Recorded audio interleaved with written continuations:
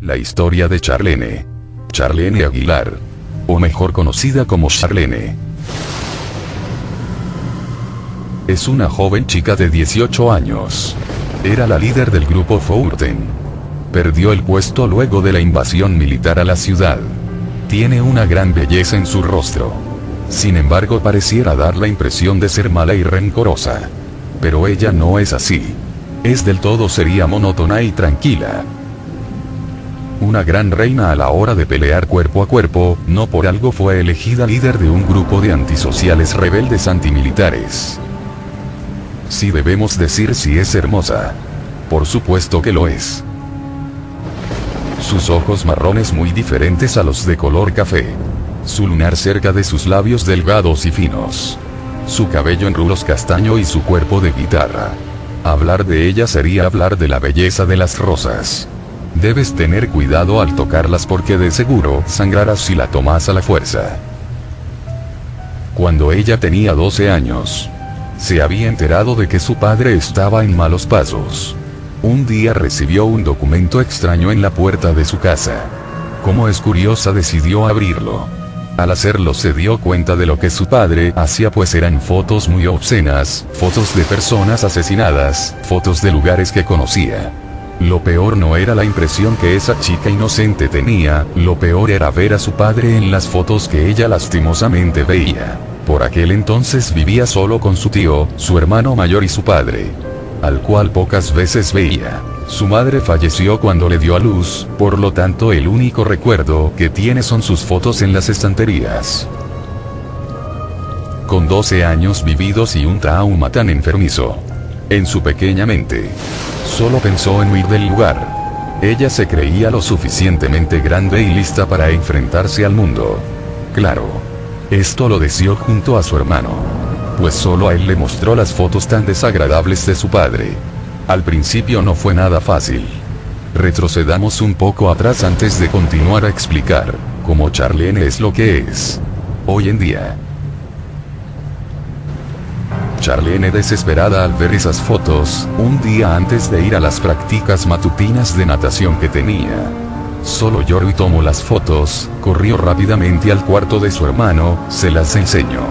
La reacción de su hermano fue similar, sin embargo hizo un gran esfuerzo por no llorar ante su hermana. Él sabía que debía ser fuerte para ella. Le dijo que deberían irse de allí. Ir con alguna de sus tías. O simplemente irse de allí. No había problemas con el dinero. Somos ricos desde luego, pero no podemos seguir aquí. Transcurrieron 3 días luego de eso. Su padre era un hombre frío, seco, que iba solo a llevar el dinero, la comida o algún otro pedido casero. No era un hombre de dar cariño ni brindarlo por ahí. Siempre ha sido así. A los 3 días, Charlene y su hermano decidieron irse de madrugada mientras todos dormían. Solo llevaron una maleta llena de ropa. Como su hermano era mayor de edad, salir con ella e irse a otro lugar no era tan problemático. Si los papeles no solucionaban las cosas, el dinero que tenían encima era suficiente para sobornar a quien abriera la boca. Justo cuando salían de la casa, su padre escuchó a los perros ladrar. No pudieron haber escogido otro día, pues unos tipos encapuchados con granadas y armas comenzaron a disparar y a lanzar las granadas dentro de la casa. Las explosiones se veían venir. Y aún más preocupante, explotaron 3 tan cerca de ellos que los dejó sordos al instante. Cuando ellos despertaron se encontraban en un lugar cerrado con más personas. Ambos suponieron que los habían atrapado. Preguntaron en dónde se encontraban. Para su desgracia nadie contestaba. Eran como mínimo 4 personas además de ellos. Y no había rastros de ningún familiar. El lugar era una habitación blanca, con manchas negras y sucias en las paredes, con mucho periódico en el suelo de noticias viejas. Una puerta de madera que parecía ser la única entrada y salida de aquel lugar. Habían 2 ventanas pero muy pequeñas, que dejaban filtrar los únicos rayos de luz del día. Al cabo de 4 horas preguntándose dónde están y ambos calmándose, los hermanos Aguilar fueron tomados de la mano por un tipo alto y musculoso, de piel morena con cabello de trenzas largo. Aquel hombre entró a la habitación, y ni siquiera se detuvo a decirles que vinieran con él. Como dije antes, Simplemente los tomo de la mano a la fuerza y prácticamente los jalo con él. Caminaron forzosamente por un largo pasillo hasta llegar a unas escaleras. Sin embargo, tomaron un ascensor. E inmediatamente Charlene dedujo que estaban en un edificio. Y la habitación donde estaban era el cuarto de depósito de limpieza. Es muy lista aún para ser pequeña. No lloraba. No estaba desesperada, actuaba con naturalidad esperando las caras que presentaba el problema para luego darle la vuelta a las cosas, a su manera. Al subir al piso 9, llegaron a un pasillo de habitaciones. Los tres entraron en la segunda habitación a la derecha. Entraron a un apartamento lleno de personas en la situación como ellos estaban. E inmediatamente entra un hombre alto y aún más musculoso que el anterior y dice que todos los que están allí presentes formarán parte de un grupo de personas destinadas a la destrucción de otros grupos, con el consentimiento o sin el de sí mismos. Y el que no estuviera de acuerdo. Allí estaba la puerta y el moreno. No había alternativa. Debían aceptar la situación. Y así fue. Pasaron 5 años. 5 largos años. Charlene había crecido. Ella tendría en ese entonces 17 años y su hermano 23. Que por cierto, su nombre es Augusto. En todo ese tiempo se vieron las cosas difíciles. Era como lo describían en las prisiones. Pocas raciones de comida. Peleas internas. Amigos desconfiados. Era el lugar para aquellos adolescentes que se creen los líderes absolutos del mundo. Pero allí el mundo era imposible para ellos. En ese tiempo aprendieron a defenderse. Defensa personal. Técnicas de asesinato. Autodefensa. Usar armas. La resistencia. Entrenar día y noche. Saber cuándo y cuándo no hacer algo. Durante 5 años hicieron algunos amigos que en el fondo aún sentían la necesidad de volar como lo hacían antes. En ese tiempo donde fuimos felices y no lo sabíamos, su hermano había perdido el cariño hacia las personas a excepción de su hermana, que cuidaba y protegía más que a su vida. Más de una vez golpes y sanciones severas le dieron por defenderla.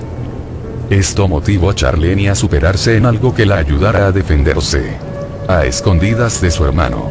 En el transcurso de los largos 5 años, ella se inscribió en el Festival de Sangre. Consistía en 30 participantes que, de todos ellos 10 debían morir, 10 salir sin una parte de su cuerpo, 5 muy mal heridos, y los últimos 5 en un estado en perfectas condiciones. No era más que un concurso de peleas, donde la única arma eran tus puños. Charlene participó en este combate a escondidas. Más de una vez en cada pelea pensó que debía abandonar o morir. No estaba apta para ello y hizo mal las cosas, sin pensar en las consecuencias. Pero para ella está muy mal ser defendida toda la vida. Tener ese pensamiento la incentivó increíblemente a quedar entre las 5 personas que saldrían ilesas de aquel festival. No solo eso. Charlene se convirtió en 16 años en la mejor peleadora cuerpo a cuerpo de ese lugar. Muchas personas la desafiaron, pero nadie podía contra ella. Cuando su hermano supo todo eso, se enfureció tanto, pero a su vez estaba tan emocionado por todo ello. Aún así no lo pasó por alto y la castigó por un par de meses sin por pelear. Aunque Charlene lo desobedecía en las peleas nocturnas en aquel lugar, donde se hacían cambios de comida o apuestas a los y las ganadoras, cuando tenía 17 años.